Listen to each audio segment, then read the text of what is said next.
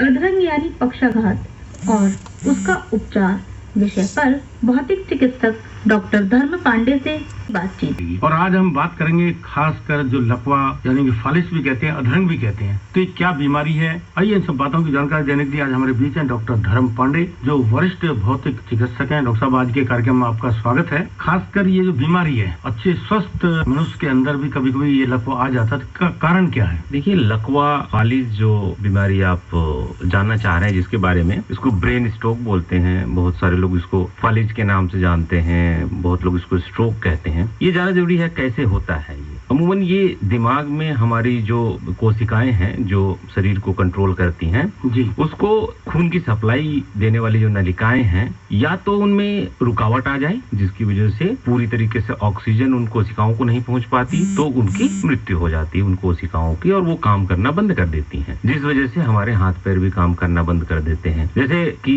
किसी एक कंपनी में कोई एक मशीनरी है, उसका एक हिस्सा खराब होता है, तो उस हिस्से से खराब होने से उस जगह से कंट्रोल होने वाली दूसरी चीजें भी खराब हो जाती हैं। जैसे हमारे घर में बिजली के तार होते हैं, अगर स्विच खराब हो गया तो बल्ब भी जलना बंद हो जाता है। उसी प्रकार हमारा दिमाग है जिसका पूरे शरीर पे नियंत्रण होता है। तो अगर दिमाग, ब्रेन में कहीं पे भी कोई कोशिकाएं मृत हो जाएं, तो उस हिस्से से जुड़ा हुआ शरीर का अंग काम करना बंद कर देता है। ये होता है लकवा। ये दो तरीके से हो सकता है। एक तो वो जो खून की नलिकाएं जो है वो, उसमें कोई रुकावट हो, खून पहुंच ही नहीं सका, तो खून नहीं पहुंचा तो वहां पे ऑक्सीजन नहीं पहुंचा और वो कोशिकाएं मृत हो जाती हैं। दूसरा होता है कि इन खून की जो नलिकाएं हैं वो फट जाएं, जी, यानी उनसे फट के खून निकल गया, और जिसको हेमरेज बोलते हैं। जी, जी। तो जो स्ट्रोक, जो फलवा फालिस आप बता रहे हैं, ये इसको दो तरह के होते हैं। एक हेमरेजिक स्ट्रोक होता है, जैसे जो कोशिकाएं, जो नलिकाएं फट जाने की वजह से होता है। दूसरी तरह का जो होता है इस्कीमिक स्ट्रोक बोलते हैं, जिसमें खून की रुकावट हो जाती है, जिससे ऑक्सीजन की सप्लाई नहीं होती और इस वजह से वो कोशिकाएं मृत हो जाती। तो ये है ब्रेन स्ट्रोक। डॉक्टर साहब, वैसे तो हमारे जो भी श्रोता है या कोई मानव है या महिला है, अगर ये बीमारी आ जाती है, कई बार आपके चिकित्सा कराते हैं, आयुर्वेद में कराते हैं या एलोपैथिक में कराते हैं, लेकिन आज हम जानना चाहेंगे कि भौतिक चिकित्सा से जो पेशेंट है, जो मरीज है, उसको कैसे ठीक किया जा सकता है? देखिए, स्ट्रोक, लकवा, फालिस में भौतिक चिकित्सा का बहुत ही बड़ा योगदान है जी। एक भौतिक चिकित्सा ही है जो स्ट्रोक के मरीज को, जिसको स्ट्रोक हो गया, उसको दोबारा समाज में पुनः स्थापित कर सकता है, जिसको हम रिहेबिलिटेशन बोलते हैं। होता यह है कि जिस टाइम में स्ट्रोक होती है, उस टाइम पे उन कोशिकाएं मृत हो गई और काम करना बंद की, जिससे उनका शरीर भी काम करना बंद कर जाता है। फिजियोथेरेपी यानी भौतिक चिकित्सा की मदद से हम उनकी ट्रेनिंग करते हैं, उनकी एक्सरसाइज, बहुत सारे ऐसे अप्रोच है फिजियोथेरेपी में, जिसके द्वारा उनकी दोबारा हम ट्रेनिंग करते हैं, वो पुनः स्थापित हो सके समाज में, उनका पूरा हाथ पैर काम करना शुरू करे, वो चलना फिरना शुरू करें, ठीक से अपने दिन की दैनिक क्रिया, जिसको हम एक्टिविटी ऑफ डेली लिविंग बोलते हैं, यानी डे टू डे आप कपड़ा पहनना,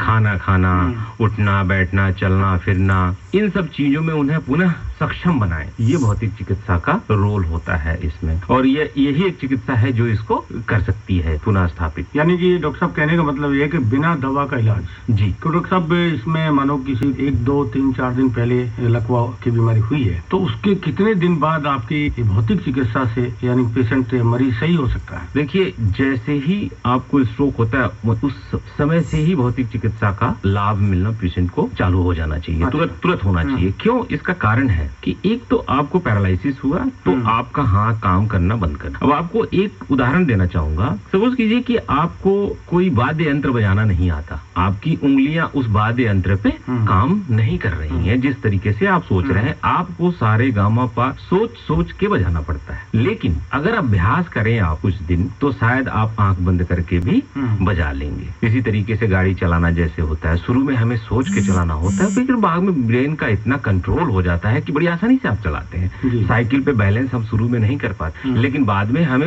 अभ्यास द्वारा उस चीज को सीख लेते हैं। तो इस बात से अब विज्ञान भी यह साबित कर चुका है कि दिमाग जो है, दिमाग की जो कोशिकाएं हैं, उनको किसी भी अवस्था में और किसी भी उम्र में दोबारा ट्रेनिंग दी जा सकती है और नई चीजें उनको सिखलाई जा सकती है। यही सिद्धांत जो है स्ट्रोक के बाद यानी पैरालिसिस लकवा ग्रस्त होने के बाद भी भौतिक चिकित्सा द्वारा किया जाता है। उदाहरण के तौर पे देखें कि आपको लकवा हो गया, आपका हाथ पैर काम करना बंद कर गया, यानी कि आपके ब्रेन में उस जगह पे की कोशिकाएं मृत हो गई जो आपके उस हाथ को कंट्रोल करती थी। अब भौतिक चिकित्सा से हम प्रैक्टिस से अभ्यास करा के और जो दूसरी कोशिकाएं हैं जो अभी जिनका कोई काम निश्चित नहीं है उनको दोबारा ट्रेन करेंगे, जिससे यह पुनः उस मृत कोशिकाओं की जगह ले लेंगी। या फिर ऐसे कुछ न्यूरो सर्किट बनते हैं दिमाग में जिससे कि वो दोबारा पुनः काम करना शुरू कर देती हैं। इस तरीके से फिजियोथेरेपी में इस चीज का इलाज होता है। और इस के दौरान समय जो निश्चित आपने, जैसे आपका सवाल था कि कितना दिन लगता है, कितना समय इसमें लग सकता है, ये कहना बड़ा मुश्किल है कितना।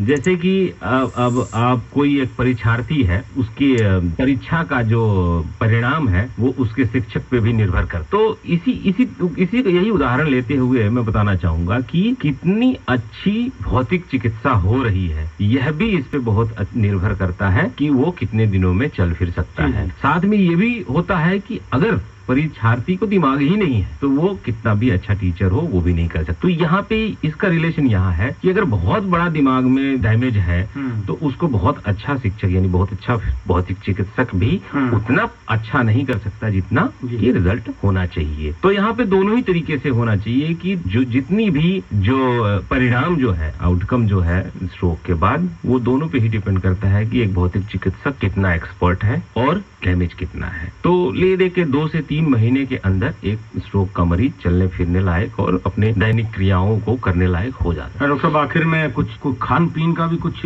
भूमिका रहती है? जी बिल्कुल भूमिका रहती है। जैसे मैंने आपको बताया था स्ट्रोक 2 तरह के होते हैं। एक इस्कीमिक स्ट्रोक होता है जिसमें खून की नलिकाएं जो हैं उसमें रुकावट में बाधा आ जाती है या उसमें कुछ रुकावट आ जाती है। इसको एथेरोस्क्लेरोसिस बोलते हैं। जो प्लाक, जो ज्यादा तेल घी वाली जो चीजें खाने वाली होती हैं, इनसे कोलेस्ट्रॉल बढ़ता है, ट्राइग्लिसराइड बढ़ता है। ये सारी चीजें जो हैं ये खून के बहाव को रोकने में सहायता प्रदान करती हैं। तो हमें इन चीजों का जितना हो सके वर्जित रखना चाहिए और फिटनेस पे ध्यान रखना चाहिए। बिल्कुल सही बात की डॉक्टर साहब। फिट अपनी सेहत का ध्यान रखेंगे, यानी कि अपने आप को व्यायाम करते रहेंगे, खान पान का ध्यान रखेंगे तो ये बीमारी आएंगे नहीं। डॉक्टर साहब, आपने बहुत अच्छी जानकारी दी। इन सब बातों के लिए आपका बहुत बहुत धन्यवाद।